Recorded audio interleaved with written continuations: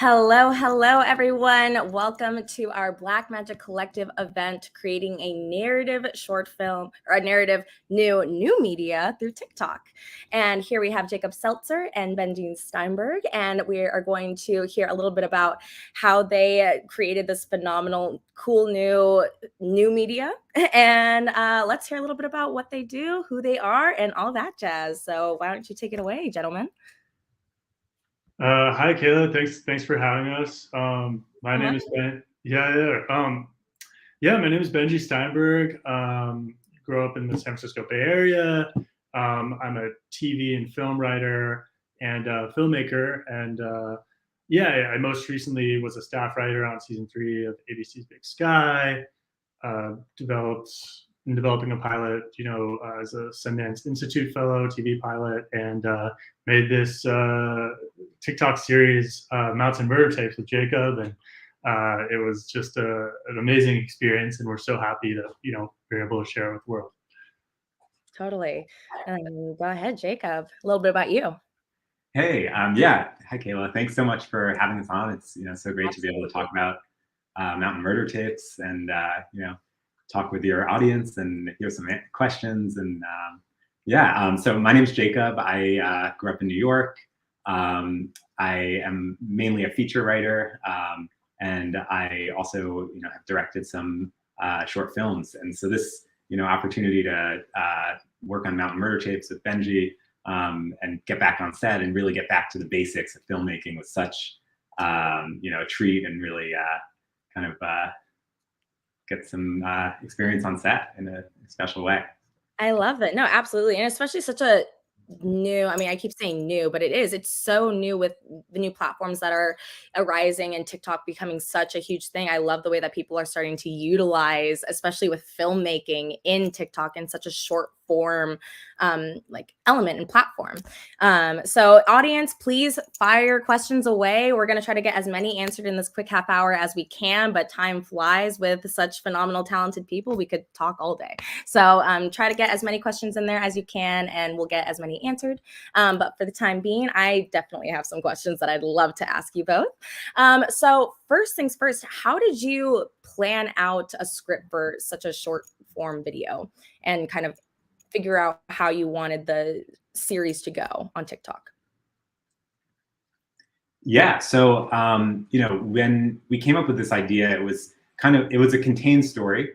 So we had beginning, middle, and end to the whole narrative of it, but splitting it up into the TikTok form lends itself to a lot of opportunities, but also a lot of challenges. So when you have such a short form content, each episode has to stand alone as its own fully fleshed out story. It has to have its own hook. It has to have a cliffhanger.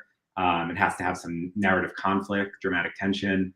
And going into the writing process, overall the engine of the project, it was key to figure out where the struggle ultimately was going to come from throughout all the friends going on this ski trip together, and then the real engine is, the killer stalker is stalking them on this mountain. So that's going to drive the entire story. But then breaking that up into 31 episodes, we had to come up with 31 separate small stories that worked in 45 seconds each. And our initial instinct, actually, this was a great learning experience, because our initial instinct, especially Benjy's coming from the TV world, where the cliffhanger is so important. Everyone knows Netflix, watch next, that 5-second countdown, that's going to be, if the cliffhanger, you have to leave the audience wanting more. But on TikTok, it's actually the hook. The hook is so much more important than the cliffhanger, because the way that the TikTok app works is that you're constantly swiping up, and the hook has to grab you within a millisecond. So yeah. Especially with today's day and age and how fast people, I think I could be totally wrong on this statistic, but people used to say the average time span that you have to catch people is 7 seconds, but now I think it's something like 1 to 2 seconds. Otherwise, people are like, okay, next, next, next. And so can you talk about and tell us about how you came up with like the wild hooks that you started off with, and how you really just tried to grab the audience, and how you had to think outside of the box to do all of those things with, and how different it is from every other form, I think, of media that we have currently, and how it's kind of evolving our industry. Totally. Yeah. So when it came to the hook, we sort of figured out through the writing process, the shooting process, and then even down to the editing process and distribution, that it really had to have two things. Most importantly, a really catchy image, because you're saying, I agree, 1 to 2 seconds, but we were realizing it even came down to the first frame. So it's like, what, like, can the literal first photo in whatever frames per second we're shooting at, can it just get people not to scroll up? Then in the first 1 to 2 seconds, we found that having a sort of a yes or no, or really just any type of verbal question and dialogue, was really key. So our first episode that really took off on the platform was this episode where, the cliffhanger of the last episode had been this loud bang on the door of the ski cabin. And then we opened the following episode with the question, what was that? One of the characters turns to the door, what was that? And for whatever reason, this episode just was racking up views. So we sort of tried to model the rest of the videos as we were sort of retweaking things as we distributed, to have both those elements. That's amazing. And how did you come up with the idea to do this in general? Like, what inspired you? Who came up with it? And just how did you discuss how the very, very, very beginning workings of this was going to play out? Yeah, and so we are longtime friends, Benjy and I. We often go on hikes and hang out, and talk about story ideas, talk about what we're working on. And I'm a big skier. That's I've been skiing since I was little. I used to race in high school, and so I was skiing through the trees and posted a video to my Instagram.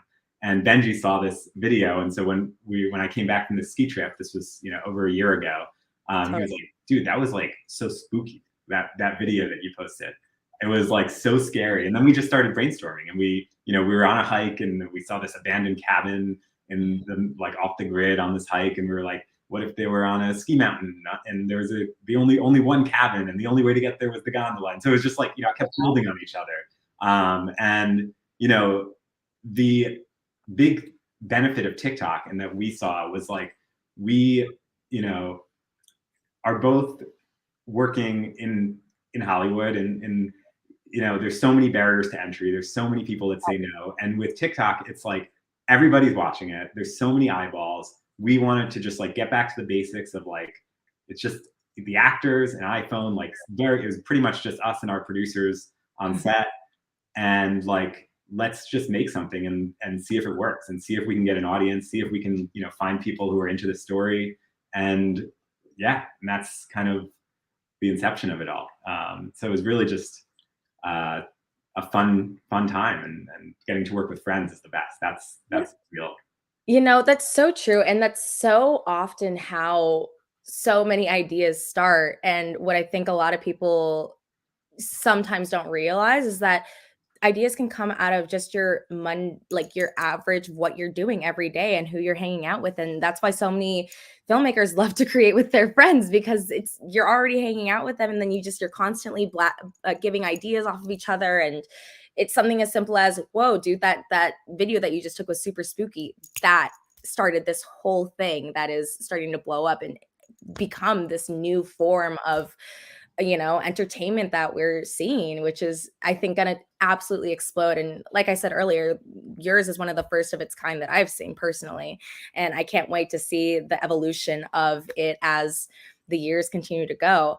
I was curious, how much thought did you put into what the thumbnail is, and how, or, the moving thumbnail on when you go to your actual TikTok page, did that affect Did you find certain ones affected your viewing, how many views you got more than others, or kind of talk about that a little bit if that makes sense? Yeah, no, that's a great question. I think that, it was interesting. We were messing around with it. We were playing with it. Okay, what is the catchiest thumbnail? I'm not sure if we ever, because we really had a sample size of 31 videos, 31 episodes at the end of the day.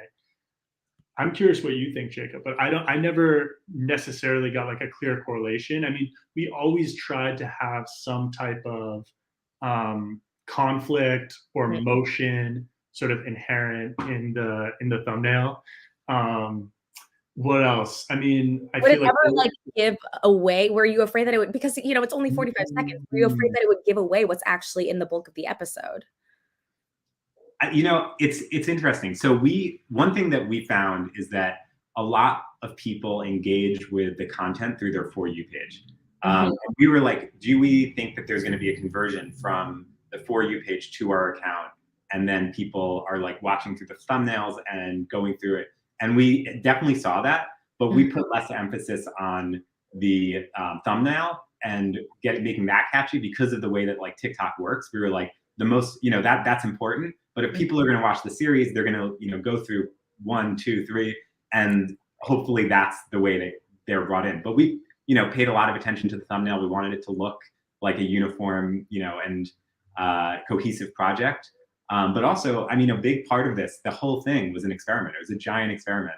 And the whole time, even through the distribution process, we were constantly re-editing, seeing what worked.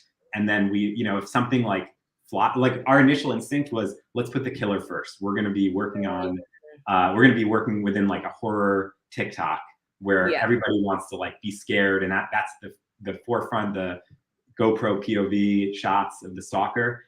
And that actually proved to be completely wrong.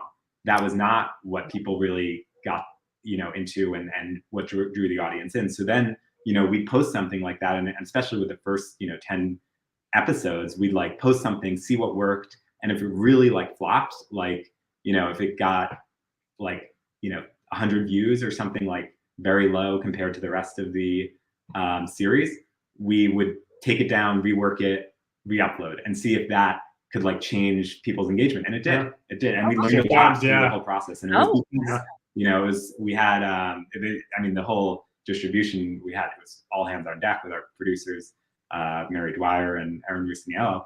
And they, were just like so invaluable in making sure that all of these episodes would, stand alone and kind of be as great as they can be.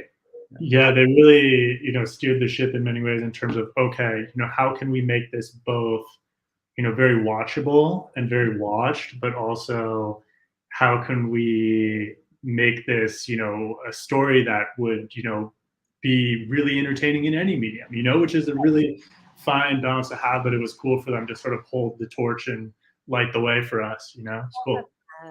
I love that so much. Yeah, I was very curious because, like, especially with TikTok, like, I feel like Instagram, you see more of the thumbnails, and I feel like that, and especially YouTube. YouTube is all about thumbnails, but with TikTok, such a different form, it is just scrolling through, and so obviously the hook is, I think, what you guys were talking about, the most important thing. And so that's why I was so curious how the thumbnails really played into effect of how the platform is. We have a question from, I hope I'm not butchering this name, Camcol Films. Curious to know how much time they devoted to this, and if you guys ever wondered if doing a short film in that time would be more of an interest. Yeah, so we started working on this in March 2022. That's when we went on the initial hike. And then we were like, all right, we're either gonna do this season of skiing, or we're gonna, it's gonna die. The momentum's gonna be lost. So once we came up with the idea, we were like, let's get this filmed. First we gotta write the script, which is no easy task. So we were, working, like, both of us had full-time jobs at the time. And so in all of our free time, we'd, meet up, work, nights and weekends and for hours trying to write the script. And then, Mary and Erin, our producers, were constantly giving us notes, constantly, upping the ante, making sure everything is going to be shootable and possible. And then within that month, because the season was ending, the ski season was ending, we shot the film. We went up the last weekend of the season, went up to Mammoth Mountain, which is a great mountain, 5 hours from LA. And we shot it up there. It was actually the week after the official season ended. So there was only like 3 lifts that were still open. And fortunately that weekend, it was a huge snowstorm. Oh, which was so lucky because last season was like dry. This past season was great, as everyone knows, with all the rain and snow in the mountains. But the last season was totally a drought. So we completely lucked out. And then the post-production process was brutal. You know, part of this. I mean, we were like, all right, we're gonna have the easiest post-production process. We're shooting on an iPhone. We are getting limited coverage. It's like, but that made it like so much more difficult because then, we're jump cutting around, making sure like shots work, making sure the story's told well. We had to do reshoots at one point, and maybe you want to talk about the reshoots on the beach and how it's. Yeah. I mean, that was a fun little part of the process. We basically we wanted to rework the ending, right? Just to sort of create this, as I'm sure you saw, like this climactic fight scene out in the snow on the mountain after the main characters. Some of the main characters have been sort of chased out and go on this like epic chase out of the cabin. Through the snowy woods on the ski mountain where it's really just them and their bare feet, in the snow. And so, we were just trying to be, smart and efficient and economical about how we, shot things also with the timing of the snow. So, we sort of subdivided these fight reshoots between going back up to Mammoth where we shot the, bulk of the series and running around on the snowy mountain. And it was really just Jacob and I and our producers up there. And we even had, both of our producers sort of get in costume for these characters and sort of the faraway shots as stand-ins. And it looked identical. But then with the 2 actors in LA, we were like, oh, do we bring them back up to Mammoth? And then we sort of figured, okay, why don't we just try seeing if we can shoot the beach for snow? Because we were shooting this sequence on a green filtered GoPro cam, like a night vision. Okay. And lo and behold, we did a test shoot and it looks identical to snow. I mean, we've, at least we can't tell, and we've had people tell us that like you can't tell which shots are on the beach, which shots are on the ski mountain. So that was a fun. That's amazing. That's awesome. Wow. It's so wild how, I mean, you just think about filmmaking. So much of it is just it's the illusion. Filmmaking is an illusion. That's what it is. And that's what I think is so beautiful. You see what works for what can stand in to give the illusion of what you're trying to portray. And I think that's so badass and really cool that you guys use sand for snow. So I think Lucky has an awesome question. Are you concerned about the social and cyber security issues as the Washington Post? TikTok stores user data, including speech, movements, creates a digital footprint for each user. And TikTok archives this information, which then can be used to develop harmful national and personal security risks, such as, but not limited to, creation of deepfakes. With all of that kind of on the rise, how are you concerned? Do you have any ideas of how to combat that, or speak a little bit onto that topic, if you may? Yeah, I mean, it's super important, especially because it's a platform that's used by so many kids, that we make sure that TikTok isn't used to promote harmful content, to store data, especially of children. We 100% are supportive of any efforts to kind of make sure that is regulated and made safe, because ultimately we want to continue making content on any platform, but that's a really important way to as a society that we need to kind of take note of and make sure that Totally. Yeah, no, absolutely. Especially with the demographics that are on TikTok, and how many young people are on there. I think it's so important. And I think that especially as the media is developing and more stuff like this is coming out, I think that we will definitely all band together to create as safe a space as possible, which I think is so beautiful. And how supportive us filmmakers are of creating that safe space. I have a just my personal question. What is your biggest challenges that you faced throughout this whole process? Other than Yeah. other than the post-production, which we already touched on. Yeah. No, I mean, I think like as an indie filmmaker, the biggest challenge is budgetary, always. So, I mean, one of our favorite episodes was the gondola episode, where you have these all the actors on the gondola and developing their characters. So the biggest challenge was with that is that we had no money to pay for lift tickets. So we were borrowing season passes from friends. Wow. Really hoping that like we wouldn't get caught by the lifties and get the passes confiscated.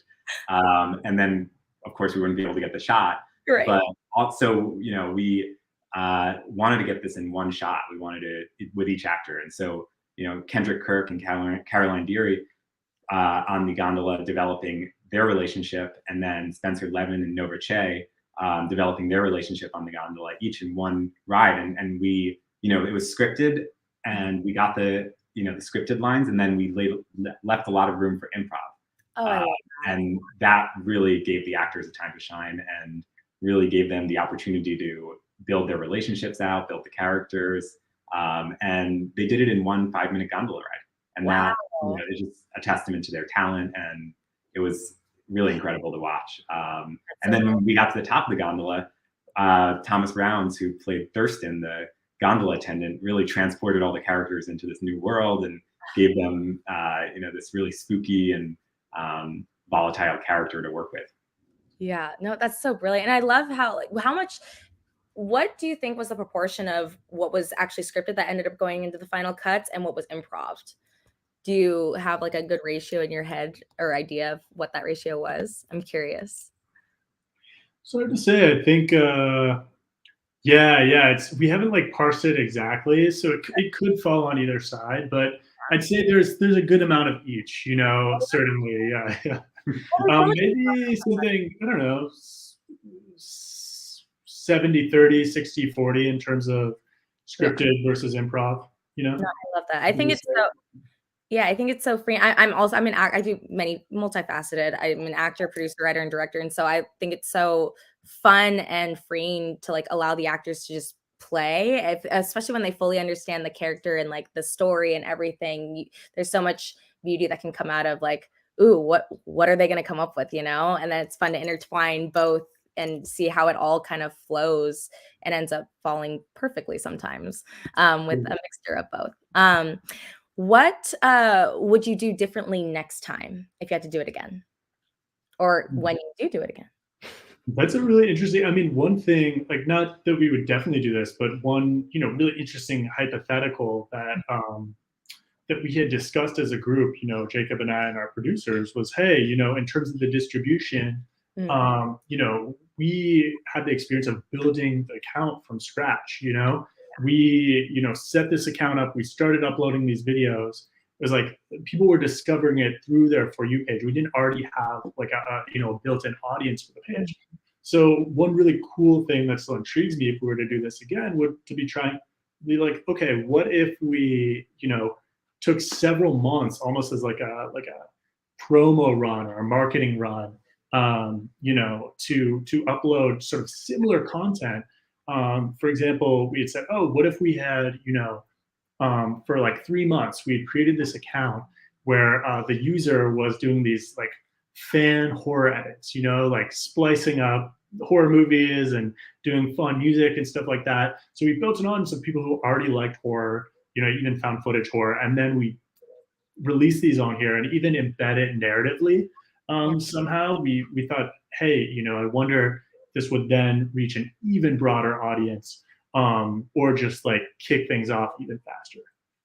I love that. No, I love that so much.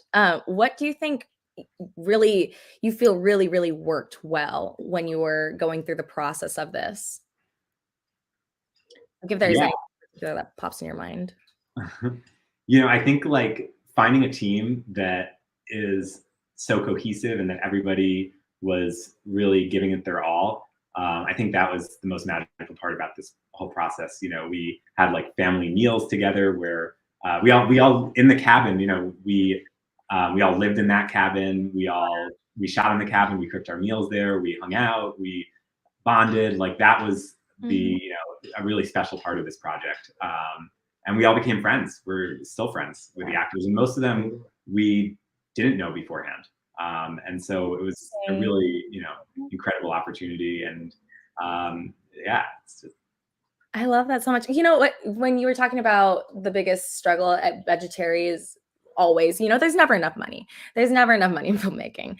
But I think what's so wonderful and special about indie filmmakers in particular is when you are put on such a strict budget, sometimes it comes out better than it could have when you have the budget, because you have to think, it forces you to think outside of the box. It forces you to take risks and to be so selective with how you're utilizing your time, your space, when you don't have the money to get everybody the actual lift rides and all of that stuff in the season passes. You just have to be so particular with the time that you're using and so particular about the shots that you're taking and all of that stuff. And so how was the prep process with all of this and figuring out, okay, we need to be really specific and really intentional about what we're doing, how we're scheduling this, all that stuff. If you can describe the prep process for us a little bit.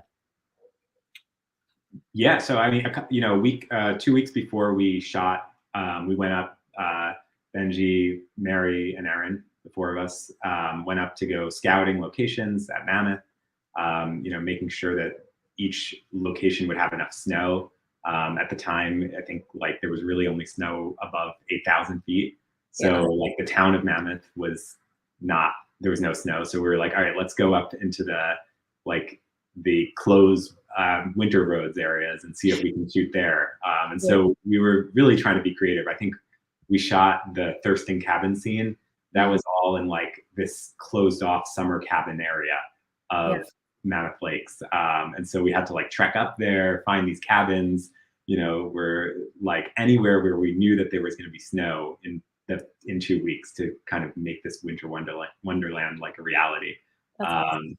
And yeah, I mean, it was, it was really fun too, because we got to bond as a team and Oh, yes. and be up in Mammoth, which is always a blast. Absolutely. And then Lexi has a question. How much time went from production to release? And is there anything you wish you changed or knew about the platform before you created the series? I feel like we talked a little bit about that second question, but how much time went from production to release? So let's see. We shot in April 2022 and we released in March 2023. So Okay. yeah, wow, about 10 to 11 months. So we wanted to be very deliberate about how we released it, how we edited it. So we just wanted to to give the appropriate amount of time before we dropped it. Absolutely, of course. And Cam Cole Films has another question. Any plans to release this as a longish short? We're thinking about it. Yeah, We'll keep you posted. You guys will be the first to know. Heck yeah, we love that. We love being the first to know. We'll put it in our newsletter maybe.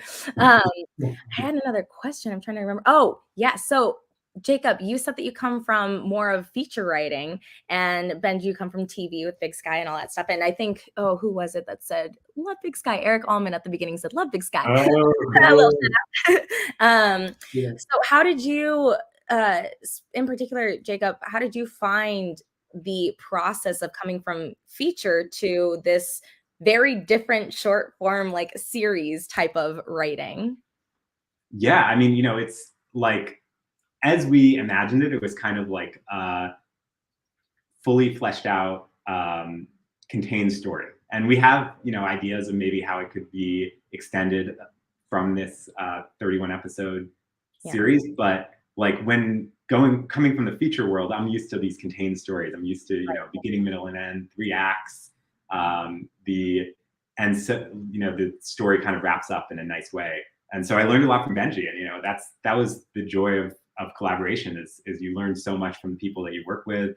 You come in with beginner's mindset and a humbleness, and that's really what can open up so many opportunities for learning and opportunities for growth. And that was an incredible experience. Well, that and also, so, yeah, definitely. I think also having the willingness and the desire to be open to learn is so vastly important, which you seem genuinely just excited to and motivated and like, just the word isn't coming to me, but so open to diving headfirst into the process, which is so important. And I think probably definitely helped Benjy with the showing you how to like the format of it all. And I'm curious if you guys have any desire. So yes, Camcol asked about releasing this as a longest short, but do you think that TikTok series will be a new, I guess, starting point for people who want to create longer formed series? And do you think that people will take their TikTok series as like proof of concepts for actual TV series that they want to create? I hope so. And I think for all the filmmakers out there, it really provides you with an opportunity to find your audience, to engage with your audience, and to make something. TikTok doesn't need high budget, hyper stylized content. They need interesting characters, relationships, stakes. That is just storytelling. And if you can show that you know how to tell a story, what better proof of concept is that? 100%. Anything from you, Benjy? No. I mean, I completely agree with that. I think that it can work as a proof of concept for the story itself. It can also just work as a great way to show, like Jacob's saying, your abilities as a writer, director, filmmaker. So it's really got everything, going for it. Absolutely. All right, I have two more questions. The first one is, how do you think it kind of competes with, I totally forgot about Snapchat releases sometimes those also the series that I've seen, but I have never really watched. I think I only watched one that my friend was in, which was cool, but I feel like you guys did it in such a specific way that's so interesting. But do you think that there's a lot of competition between like Snapchat, let's say, and Instagram and TikTok, and how that'll all flow with each other, and how some people repost their TikToks on like Instagram and all of that stuff? How do you think that plays into what is gonna evolve? Yeah, I mean, we reposted on Instagram and YouTube Shorts every episode in the moment. And TikTok is just where the audience was. Instagram really did not find an audience at all. We didn't necessarily expect it to because of the way that Instagram works. Yeah. But, so you could try on Instagram though. Yeah, we tried it. And that was also like an opportunity for people who are like friends that are not on TikTok, just to like be able to see it.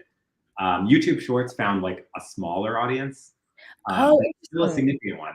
A few thousand on each episode, and not like there are people out there watching it, which is really cool to see as well. Yeah, it was interesting to see, which episodes perform better on YouTube versus TikTok. And different comments, types of it's like it's just a different audience. It's hard to specify exactly what that different audience is, but it's different vibes. It is. It's different vibes. It totally is. What do you think is the biggest advice that you would give to people who are wanting to start their own TikTok series? We'll end on that. I would say just start experimenting. See what works, see what you're interested in, where your lens takes you, and put yourself out there. Ooh, I love the phrase that you just said, see where your lens takes you. I love that. That's cool. That's you gotta like put that in your email signature or something. See where your lens takes you. I love that. It'll be on your business card, words, everything. Coin that phrase, Jacob. Yeah. That'll be on like the what is it? When you look up like quotes from people when you're all big and famous, it'll be your quote, like, see where your lens takes you. I love that. All right, and then for you, Benjy, any last advice that you'd give filmmakers who are aspiring to maybe create a TikTok series or even maybe go into television writing, anything like that? Yeah, I mean, I think just another angle on what Jacob's saying, like the sort of fearlessness, when you have nothing to lose, when you're working on such a tiny budget, yes, it is time, energy, and effort, but if you're excited about it, if there's anything I learned from this entire experience, it's like, not like TikTok, making something on TikTok is not, what you learn is not confined to TikTok. It will make you a better writer, director, filmmaker in everything, but also you get to further this form. And frankly, if we're looking at, storytelling on TikTok and trying to get, people's eyes on this, on sort of scripted episodic storytelling on that app, which I think would be an amazing thing if it were more frequent. I think with any medium, with any movement or whatever, you do need some threshold of content to eventually sort of like tip things over the edge where this becomes, like, hey, what are you doing? Oh, I'm just watching like the latest, TikTok series. So it just becomes part of the cultural conversation at that point. So yeah, along with Jacob, I really do encourage people to get on there. It's positive in so many ways. It is. It's so true. I mean, yes, there's a lot of negative that can come out of social media, but there's also so much amazing content that's so educational, that's like truly entertaining in the best kind of way. And that's almost equivalent to, what you see on TV and what you see in movies and things like that. And it's totally expanding our world and the entertainment industry. And I'm just so curious how everything is going to evolve, and I'm so excited to watch it all. But that's all the time that we have today. Thank you so much, Jacob and Benjy, for coming on and taking time out of your busy schedules to come and chat about your series and all of this that we did today. If anybody has any questions, I'm sure you can find both Jacob and Benjy on Instagram, Twitter, all of the TikTok. Why don't you guys say what is the TikTok? I will put it in the chat. The handle, what is it? Yes. Yeah, check out the TikTok Mountain Murder Tapes on so it's at Mountain Murder Tapes on TikTok. And thank you so much, Kayla, for having us. And thank you. It's great. Thank you so much. And everybody, stay tuned to our newsletter to see when our next events are. All right. Thank you so much. Have a beautiful rest of your day, everyone.